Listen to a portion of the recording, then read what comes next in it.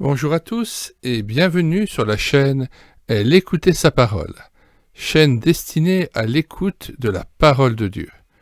Nous allons continuer notre méditation sur les répétitions de Dieu au travers des lettres de Christ aux 7 églises dans l'Apocalypse. Nous poursuivons l'étude de la lettre de Jésus à la 5e église de Sardes et allons dans cette vidéo essayer de comprendre la deuxième des 3 promesses aux chrétiens de Sardes qui seront vainqueurs.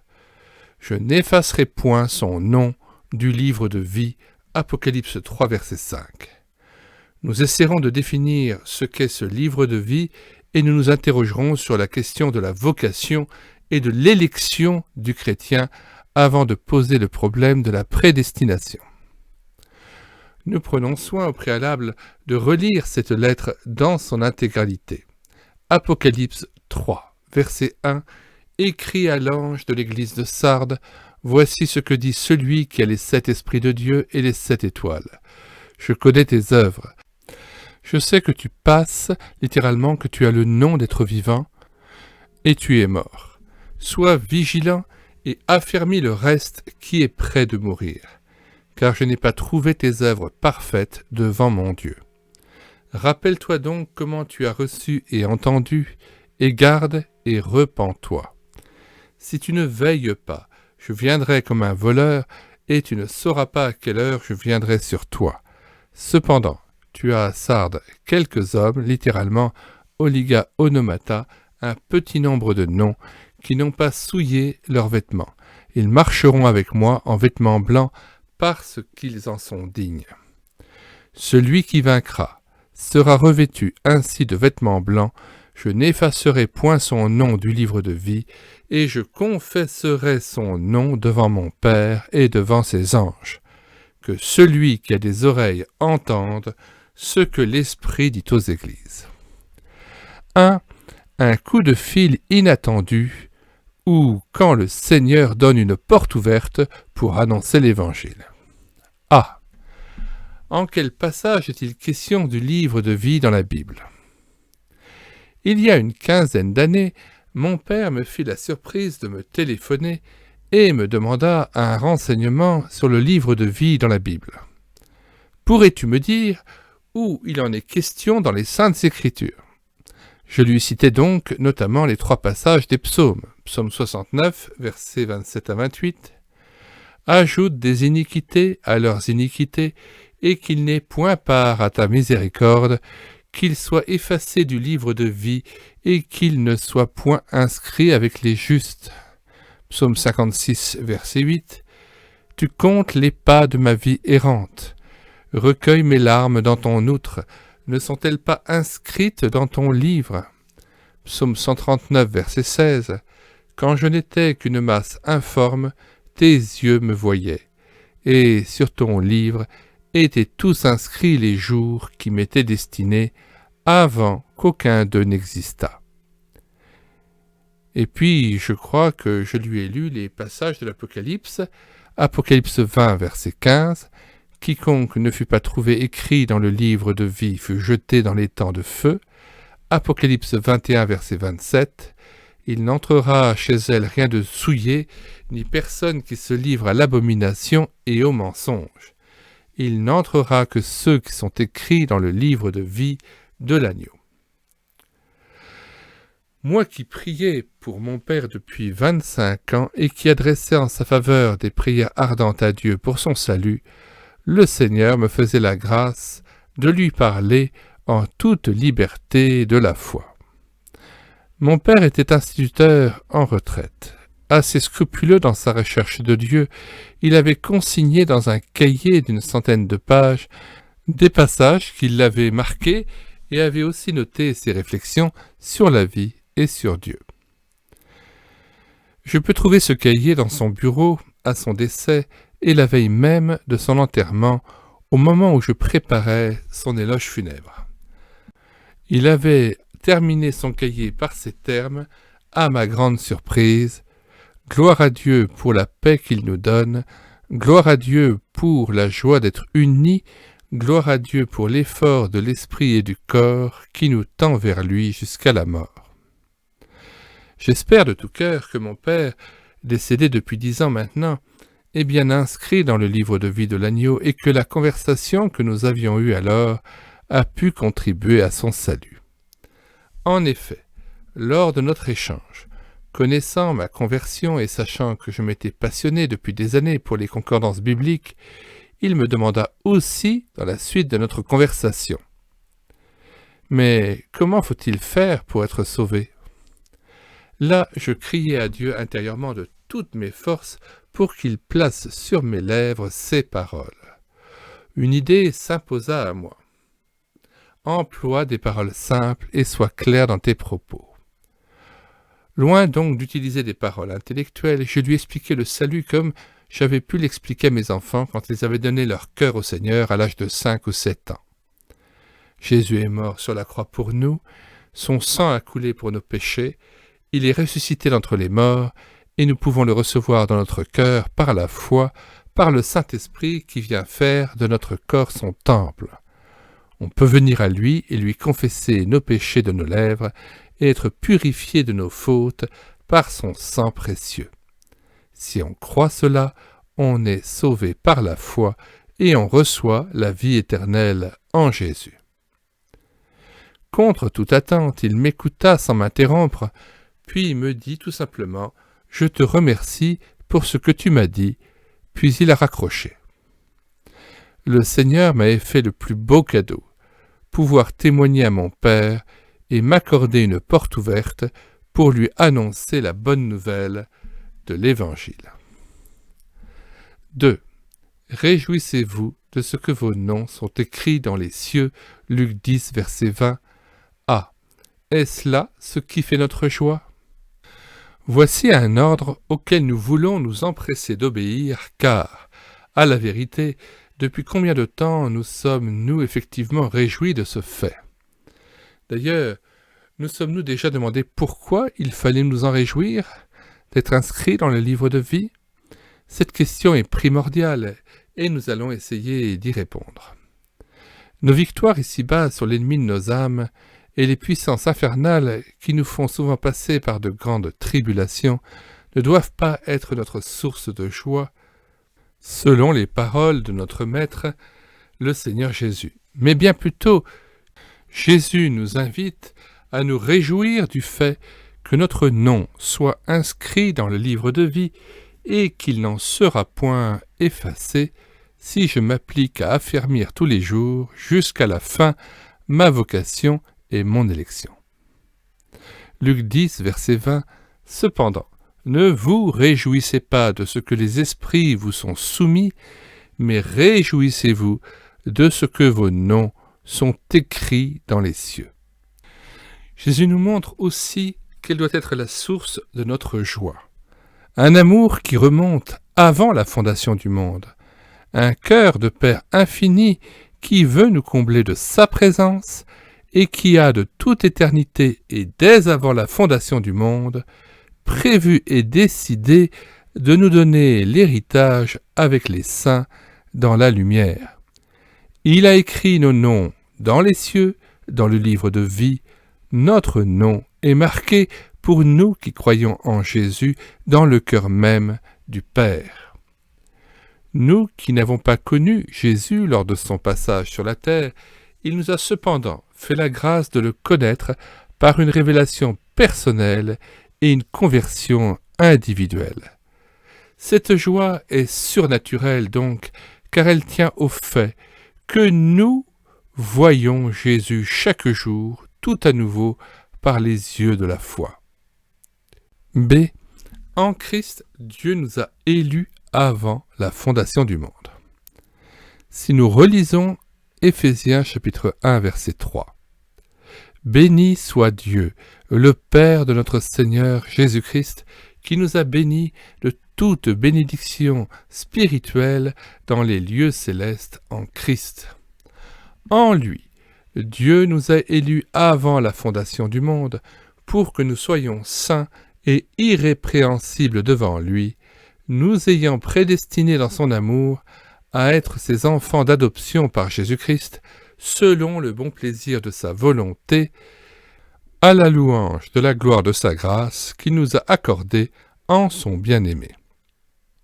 Nous voyons que, même s'il n'est pas question explicitement du livre de vie, dans ce passage d'Éphésiens, l'élection, c'est-à-dire le choix de Dieu, est bien déclarée, mais aussi formellement la prédestination dans son amour à être ses enfants d'adoption. Un grand nombre de théologiens, pensant avoir l'apanage du cœur et une pensée différente et supérieure à la parole, pour complaire à bon compte au monde, on niait et l'élection et la prédestination, pensant qu'elles seraient contraires à notre libre arbitre et contraires à la charité infinie de Dieu qui veut que tous les hommes soient sauvés.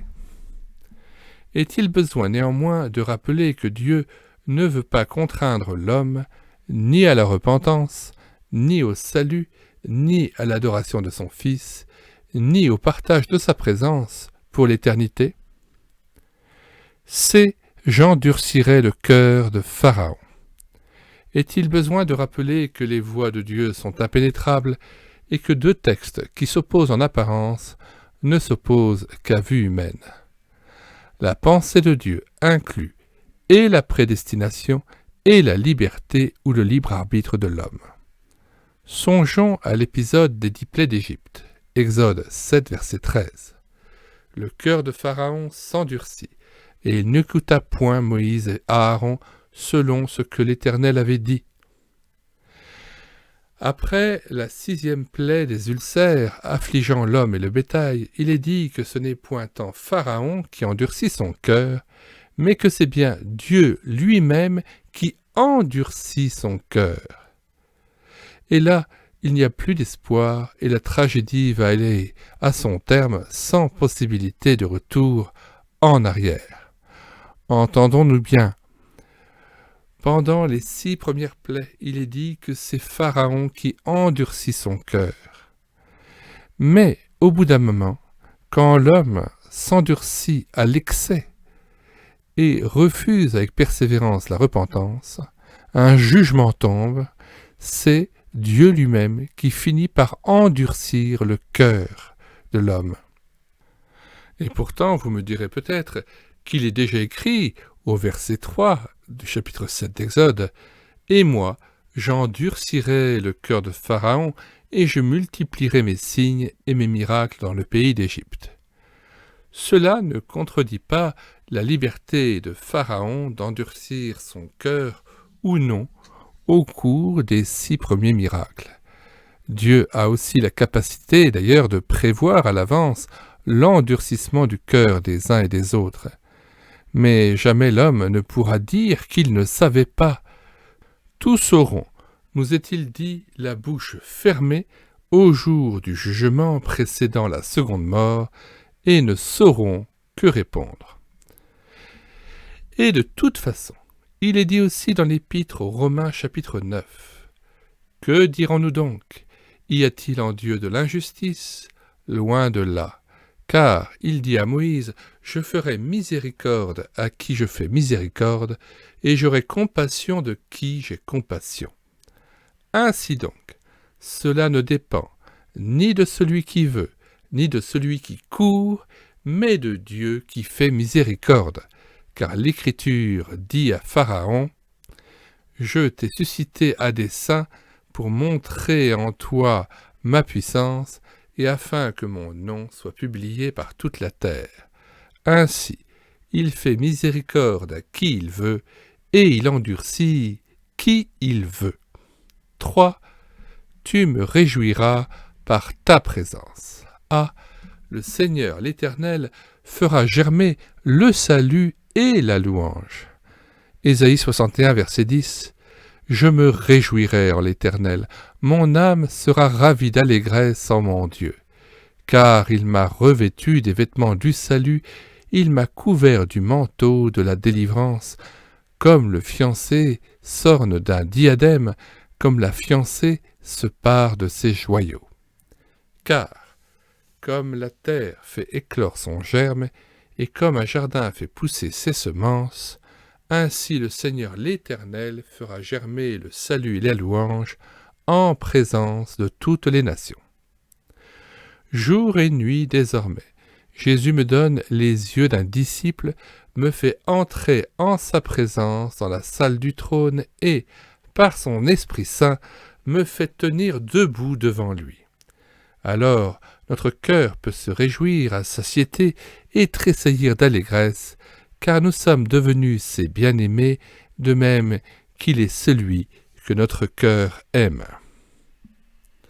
Souvenons-nous des paroles du Christ en Jean 16, 22.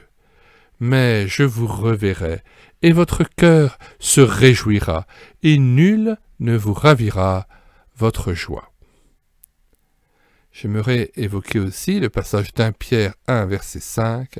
« Vous qui, par la puissance de Dieu, êtes gardés par la foi pour le salut prêt à être révélé dans les derniers temps, c'est là ce qui fait votre joie, quoique maintenant, puisqu'il le faut, vous soyez attristés pour un peu de temps par diverses épreuves, afin que l'épreuve de votre foi, plus précieuse que l'or périssable qui cependant est éprouvé par le feu, ait pour résultat la louange, la gloire et l'honneur, lorsque Jésus-Christ apparaîtra, lui que vous aimez sans l'avoir vu, en qui vous croyez sans le voir encore, vous réjouissant d'une joie ineffable et glorieuse, parce que vous obtiendrez le salut de vos âmes pour prix de votre foi.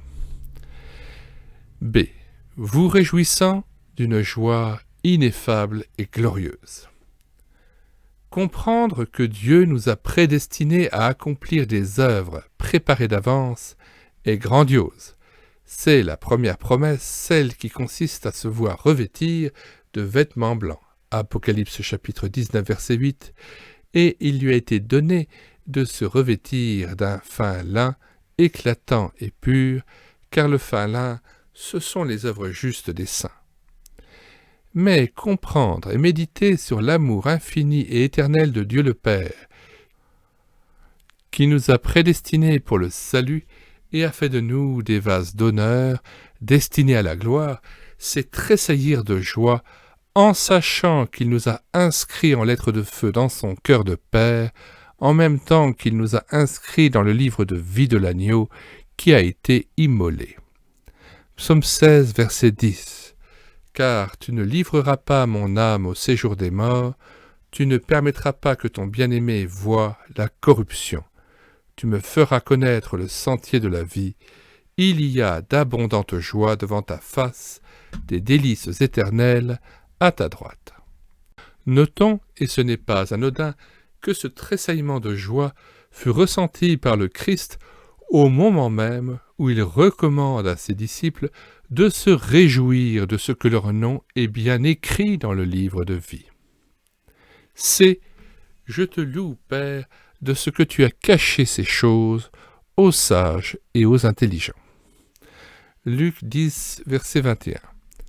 En ce moment même, Jésus tressaillit de joie par le Saint-Esprit, et il dit « Je te loue, Père, Seigneur du ciel et de la terre, de ce que tu as caché ces choses aux sages et aux intelligents, et de ce que tu les as révélées aux enfants.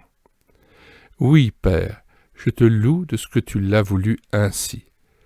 Toutes choses m'ont été données par mon Père, et personne ne connaît qui est le Fils, si ce n'est le Père, ni qui est le Père, si ce n'est le Fils, et celui à qui le Fils veut le révéler. » Ainsi, le livre de vie constitue bien en lui-même un des mystères de Dieu les plus profonds et les plus inaccessibles pour la pensée humaine.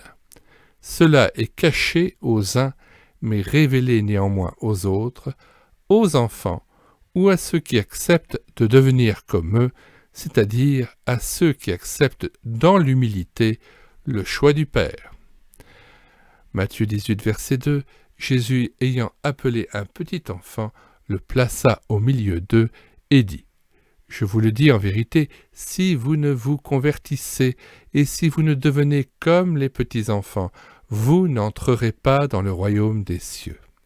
C'est pourquoi quiconque se rend humble comme ce petit enfant sera le plus grand dans le royaume des cieux. Il faut en effet beaucoup d'humilité pour réaliser que si je suis ce que je suis, au fond, c'est une grâce, et que c'est Christ qui m'a choisi, et non moi qui l'ai choisi. 4. Comment ne pas voir son nom effacé du livre de vie? A. Le livre de souvenirs. Ce livre de vie peut être identique au livre du souvenir qui enregistrait les actes de ceux qui craignaient le Seigneur. Malachie 3,16. Alors ceux qui craignent l'Éternel se parlèrent l'un à l'autre. L'Éternel fut attentif et il écouta. Et un livre de souvenirs fut écrit devant lui pour ceux qui craignent l'Éternel et qui honorent son nom. B. Un terme 15 fois répété dans la Bible. Or, cette expression, le livre de vie, est présente à 5 reprises dans l'Apocalypse, mais aussi 7 fois dans l'Ancien Testament, dont 3 fois dans les psaumes, 1 fois dans la bouche de Jésus en Luc 10,20 et à 2 reprises dans les Épîtres, l'une aux Philippiens et l'autre plus subtilement au travers de l'évocation de l'assemblée des premiers-nés en Hébreux chapitre 12, versets 22-23. 7 fois en tout avec la mention expresse de « livre de vie » et 8 fois lorsqu'il y est fait allusion avec d'autres termes proches comme « livre du souvenir », « vos noms sont inscrits dans les cieux » ou « dans ton livre que tu as écrit » ou « le livre » ou « sur ton livre étaient tous inscrits les jours » ou « l'assemblée des premiers-nés inscrits dans les cieux », expression trouvée dans l'Épître aux Hébreux. C. La Bible mentionne bien la possibilité de voir son nom effacé. Deutéronome 29, verset 16. Vous savez de quelle manière nous avons habité dans le pays d'Égypte et comment nous avons passé au milieu des nations que vous avez traversées. Vous avez vu leurs abominations et leurs idoles, le bois et la pierre, l'argent et l'or qui sont chez elles. Qu'il n'y ait parmi vous ni homme, ni femme, ni famille, ni tribu, dont le cœur se détourne aujourd'hui de l'Éternel, notre Dieu, pour aller servir les dieux de ces nations-là. Qu'il n'y ait point parmi vous de racines qui produisent du poison et de l'absinthe, que personne, après avoir entendu les paroles de cette alliance contractée avec serment, ne se glorifie dans son cœur et ne dise « J'aurai la paix », quand même je suivrai les penchants de mon cœur, et que j'ajouterai l'ivresse à la soif. L'Éternel ne voudra point lui pardonner. Mais alors, la colère et la jalousie de l'Éternel s'enflammeront contre cet homme, toutes les malédictions écrites dans ce livre poseront sur lui, et l'Éternel effacera son nom de dessous les cieux. L'Éternel le séparera pour son malheur de toutes les tribus d'Israël, selon toutes les malédictions de l'alliance écrites dans ce livre de la loi. Si nous ne voulons pas être rayés du livre du souvenir de Dieu, il faut aussi que nous nous repentions à chaque fois que nous souillons notre robe, que nous ayons soin de la laver dans le sang de l'agneau, et que loin de nous endurcir par la séduction du péché et l'abandon de la foi, nous gardions de Christ le souvenir, c'est-à-dire que nous le gardions toujours présent dans notre cœur. Serrons donc ardemment la parole de Dieu dans notre cœur et souvenons-nous de Jésus-Christ ressuscité d'entre les morts, selon l'exhortation de Paul à Timothée. Nous lisons 2 Timothée 2, verset 7. « Comprends ce que je dis, car le Seigneur te donnera de l'intelligence en toutes choses. Souviens-toi de Jésus-Christ, issu de la postérité de David, ressuscité des morts, selon mon évangile. » D. C'est celui qui a péché contre moi que j'effacerai de mon livre. Luc 16, verset 26. D'ailleurs, il y a entre nous et vous un abîme, disait Abraham au riche qui est dans l'abîme, afin que ceux qui voudraient passer d'ici vers vous et de là vers nous ne puissent le faire. Dans l'éternité, la situation sera définitive. On ne pourra plus se perdre, si on vit auprès de Dieu, et on ne pourra plus être sauvé si on a été jugé et repoussé dans les ténèbres du dehors. Sur cette terre et de notre vivant, nous n'avons pas le droit non plus d'envisager la possibilité de renoncer au fait d'avoir notre nom inscrit dans le livre de vie pour pouvoir sauver en échange d'autres personnes. Ce sacrifice, apparemment sublime, n'est pas envisageable pour aucun d'entre nous. Exode 32, versets 31 à 33. Moïse retourna vers l'Éternel et dit « Ah, ce peuple a commis un grand péché. Ils se sont fait un dieu d'or. Pardonne maintenant leur péché, sinon efface-moi de ton livre que tu as écrit. » L'Éternel dit à Moïse « C'est celui qui a péché contre moi que j'effacerai de mon livre. » Cette sorte de générosité hors de propos et décalée a donc été envisagée par Moïse qui, par amour pour Israël, était prêt à renoncer à son salut pour que ses contemporains soient sauvés. La réponse de Dieu fut claire et nette et correspondit aux propos rapportés par Ézéchiel 18, verset 4 et verset 20. « L'âme qui pêche, c'est celle qui mourra. » Et, à y bien réfléchir, seul le Christ, le Fils de Dieu, a pu porter les péchés du monde et devenir malédiction pour nous parce qu'il avait reçu de Dieu l'assurance qu'une fois sa vie livrée et sacrifiée, il pourrait la recouvrer par la résurrection d'entre les morts. Or, même en donnant sa vie pour le monde, le Fils de Dieu n'a pas condamné son âme, ni ne s'est exposé à une réprobation éternelle. Bien au contraire, son nom fut élevé au-dessus de tout nom à cause du don volontaire de sa vie et de l'humiliation et de la souffrance sur la croix. 5. Un appel à la vigilance de la Genèse à l'Apocalypse. La Bible nous tient en éveil par de nombreuses mises en garde afin que nous soyons effectivement vigilants, terme 2 fois répété dans cet épître à Sardes, Apocalypse, chapitre 3, verset 2 et verset 3. A. Sardes, une ville à l'histoire mouvementée. Luc 21, verset 34. Prenez garde à vous-même de crainte que vos cœurs ne s'appesantissent par les excès du manger et du boire, et par les soucis de la vie, et que ce jour ne vienne sur vous à l'improviste. Car il viendra comme un filet sur tous ceux qui habitent sur la face de toute la terre. Notons d'ailleurs que cet avertissement de Christ en Apocalypse chapitre 3 verset 3 « Si tu ne veilles pas, je viendrai comme un voleur, et tu ne sauras pas à quelle heure je viendrai sur toi » résonnait d'une manière particulière pour Sardes, forteresse réputée impénétrable, imprenable, éperon barré, fortifié et protégé par une situation géographique élevée et des escarpements et des apics difficiles à escalader pour un ennemi. Pourtant, et contre toute attente, et en pleine nuit, cette cité fut plusieurs fois investie et prise par des ennemis, par Cyrus en 546 avant Jésus-Christ et Antiochus III de Syrie en 214 avant Jésus-Christ. À 2 reprises, cette citadelle avait donc chuté par manque de vigilance. B. Prenez garde à vous-même, Luc 21, 34.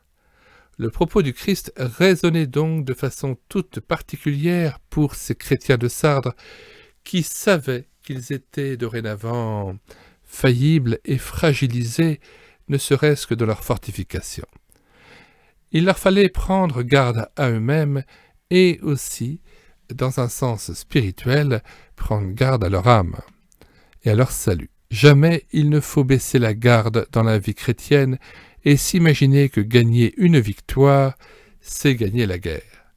Jusqu'au bout, nous aussi nous devrons être sur nos gardes vis-à-vis des autres. Philippiens 3, verset 1. Au reste, mes frères, réjouissez-vous dans le Seigneur, je ne me lasse point de vous écrire les mêmes choses, et pour vous cela est salutaire.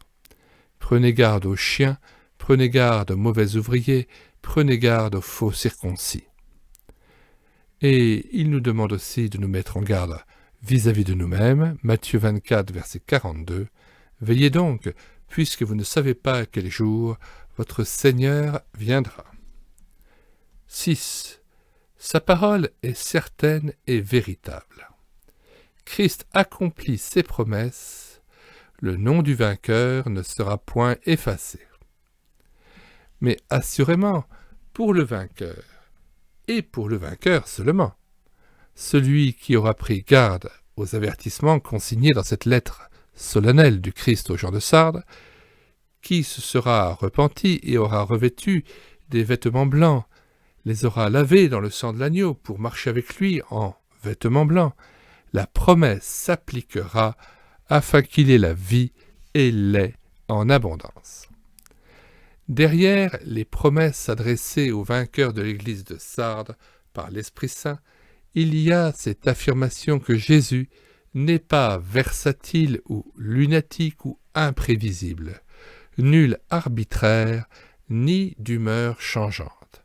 Jacques 1, verset 16, « Ne vous y trompez pas, mes frères bien-aimés, toute grâce excellente et tout don parfait descendent d'en haut, du Père des Lumières, chez lequel il n'y a ni changement ni ombre de variation.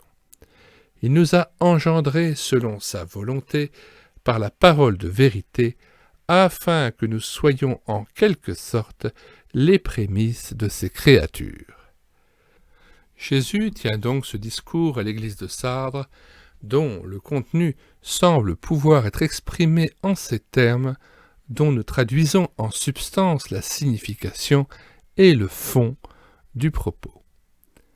Si tu tiens compte de mes réprimandes, et si tu te repens des défauts et péchés que je t'ai montrés, que tu purifies ta robe dans mon sang précieux, et que tu me serves désormais avec un zèle qui te dévore, je t'accorderai alors une septuple portion d'Esprit Saint, et tu deviendras aussi une étoile dans ma main qui brillera comme le soleil. Et crois-moi, je saurai bien te conduire et t'amener aux fleuves d'eau vive qui couleront pour l'éternité. Non seulement je te donne un nom nouveau, mais ce nom est inscrit à jamais dans mon livre de vie, et ce nom, je le reconnais comme celui d'un frère, d'un ami et d'un collaborateur devant ton Dieu, et devant mon Dieu, ainsi que devant toute la multitude céleste qui sert mon Père jour et nuit. Conclusion. Pour le bonheur de son peuple qui lui obéit et qui se tient jour et nuit dans son temple à son service, Dieu accomplit sa parole. Ses promesses s'appellent bénédiction alors et fleuve d'eau vive pour qui se remplit continuellement d'Esprit Saint et est un seul esprit avec Jésus, son époux, qu'il apprend à adorer avec le reste de l'Église. Fin de la première partie de cette méditation. Au revoir à tous et à bientôt. Nous vous rappelons à toutes fins utiles que nous avons créé un site internet médiathèquechrétienne.fr où vous pouvez trouver toutes sortes d'ouvrages non réédités et épuisés de la littérature chrétienne évangélique qui est à votre disposition, ainsi qu'une possibilité de faire le lien avec ce site YouTube lorsque les livres sont pris en charge en audiobook.